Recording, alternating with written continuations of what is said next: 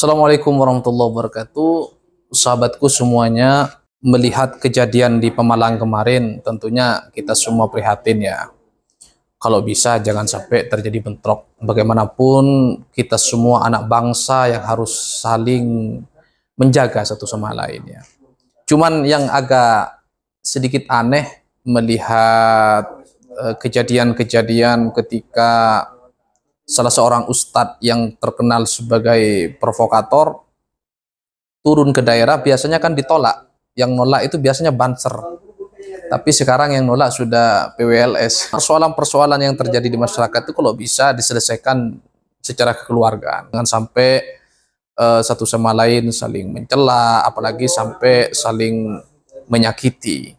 Karena bangsa kita ini didirikan oleh banyak orang, banyak ormas, banyak pikiran, banyak ide. Sehingga ide-ide yang sangat beragam ini tentu harus dirawat di alam demokrasi ini agar Indonesia tetap sehat.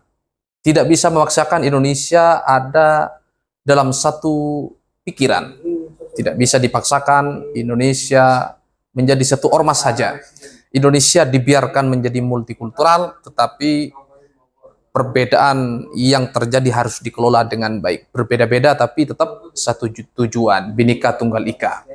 Maka dari itu, sahabatku sekalian, jika terjadi hal-hal seperti di Pemalang kemarin, maka yang harus kita lakukan adalah segera meminta aparat keamanan untuk menindak tegas siapapun yang melakukan tindakan-tindakan melanggar hukum.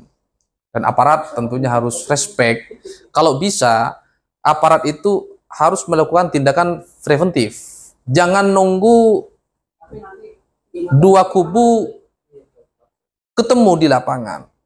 Kan aparat sudah punya intelijen, sudah tahu apa yang akan terjadi di lapangan seperti apa. Maka saya berharap aparat langkahnya lebih cepat lagi untuk mendeteksi kemungkinan-kemungkinan terjadinya kerusuhan yang ada di tengah-tengah masyarakat. Dan satu lagi, kalau bisa aparat sudah ngasih notifikasi ya, kan sudah jelas sekelompok ustadz yang kontroversial di mana-mana ditolak harusnya dikasih catatan oleh aparat. Misalnya dikasih warning, khusus ustadz ini dilarang ceramah menggunakan sound horeg misalnya.